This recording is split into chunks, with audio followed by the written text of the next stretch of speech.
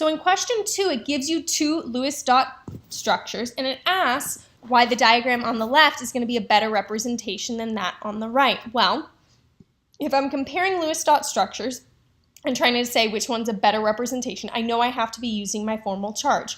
Remember, formal charge is your valence electrons minus those that were assigned. So remember, as far as assigned ones are concerned, each pair of bonding electrons counts as 1, while each lone pair of electrons counts as 2. So for example, for the left-hand side carbon, it's got 1, 2, 3, 4 bonds to it. So it would be 4, which is valence electrons, minus those 4. So the formal charge of carbon would be 0. For nitrogen, it has 1, 2, 3, 4 bonding, so it would be 5 minus 4, which would be plus 1. And then for oxygen, it's got 2, 4, 6 lone pairs of electrons plus 1 from a bonding, so that would be a total of 7. So 6, which is the number of valence electrons, minus 7 would be negative 1. Okay? For the other one, if you notice, I'm going to just give you the answer right here. So if we look at this answer, okay, carbon, as we said, has a formal charge of 0 on the left-hand side. Oxygen is negative 1. If we look on the right-hand side, carbon would have a formal charge of negative 1, while oxygen would be 0. So in this case, there isn't a huge difference in formal charges, but what you should notice is oxygen is negative 1 on the left-hand side, while it's 0 on the right-hand side. So remember, if the formal charges are close, the way that we determine whichever Lewis structure is the best representation is the one that has a negative formal charge on the most electronegative atom, which would be oxygen. So as a result of the fact that the negative formal charge is on oxygen, that means that that's going to be a better representation. So you got 1 point for identifying formal charges, and then you got 1 point for having the correct explanation. Okay, in B, notice it gives us this reaction. Okay, it shows us the Lewis structure here, and it asks us to determine the change in enthalpy for the reaction. Now, notice it gives us the bond enthalpies. So remember, for determining the enthalpy for a reaction, if we have bond enthalpies, we're going to do the reactants minus the products, because we need to take the bonds broken and then subtract from that the bonds created, because remember, to break bonds you have to put energy in, so all of those values are going to be positive. In order to form bonds, it's going to be negative. Energy is released, so that's why you do reactants minus products and not products minus reactants like we did for heat of formation. Okay, so if you look at this answer, okay, notice all the bonds that are broken. So for bonds that are broken, okay, the first one you have the carbon-hydrogen one, so that's 413. Then you have the carbon triple bond to nitrogen one, which is 891.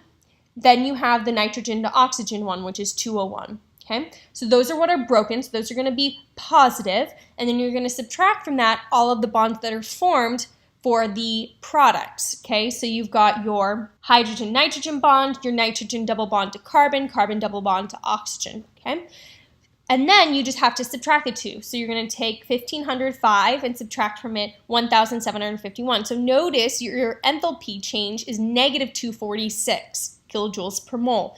So you got 1 point for taking the enthalpies that are broken and subtracting from that the enthalpies that are formed. So reactants minus products. You got 1 point just for that. And then you got 1 point for having the correct delta H. Okay? In this one, it says the student claims that delta S is close to 0. Why would that be accurate? Remember, to change entropy, you would be increasing the disorder. So to increase disorder, you're going to be having, for example, more moles of liquid if you were starting off with a solid, or having more moles of gas if you started off with a liquid. But in this case, if you notice, everything is the same state of matter. And so as a result, since you have no change in phase, and the only thing that's really changing is how the atoms are arranged, the entropy change is going to be extremely close to 0. And so that's what you need to say. In D, it says which species of HCNO or HNCO is present in higher concentrations. Okay, so in this case, we're trying to figure out, is the forward reaction favorable or is the reverse reaction favorable? So let's look at the forward reaction. Well, we know my delta S is 0. We know my delta H from B is negative. So if we did delta G, your Gibbs free energy formula, delta G equals delta H minus T delta S, okay, then I know that since delta S is 0 and delta H is negative, that means that the forward reaction is going to be favorable because my delta G is negative. Since my delta G is negative and the forward reaction is favorable, what that means is that my equilibrium constant is going to be larger than 1. Okay, so look at all of that information there. Okay, since you know delta G is negative, okay, that means that the forward reaction is favorable. If it were positive, then it would be non-spontaneous, and the reverse reaction would be favorable. If that were the case, then your K would be less than 1. You get 1 point for saying that your product is going to be higher in concentration and having a valid explanation, and then you get 1 point for saying that it is higher in concentration because that forward reaction is favorable and the equilibrium constant is greater than 1. If you look at this problem, immediately I know that it's going to be a rate question. Okay, so it says the student proposes a rate law. Okay, so that shows it as first order. Explain how the data supports that law. Well, you're going to immediately want to look at that graph and say, oh, because it's curved, it's first order. Well, you can't use that because it could be second order and still have that curve. So instead, what we're going to want to do is look at our half-life, because remember, for a first order reaction, half-life stays the same no matter what the concentration is. So if I go from 0 to 10 hours, notice that my concentration changes, it halves in that time. Then if I go from 10 to 20 seconds, same amount of time, same half-life, it again halves. So since the half-life does not change with concentration, that tells me immediately that I have a first order reaction.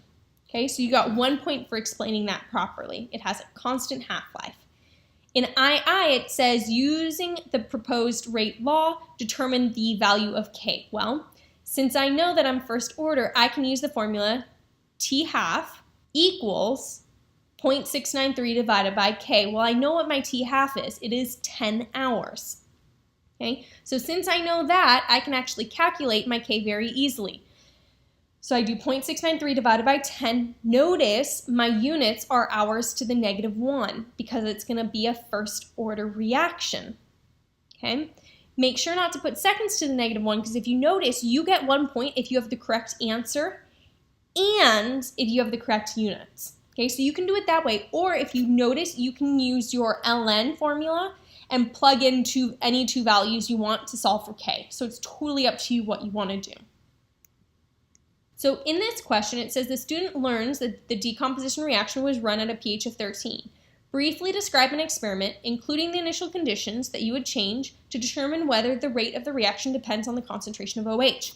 So clearly, you're going to still measure over time the change in concentration of your CONH2, but what you're going to change is the concentration of OH minus consistently over the reaction. You don't need to write a paragraph about it. You just need to say keep everything else the same except change the concentration of OH minus and measure the concentration of CONH2 over time.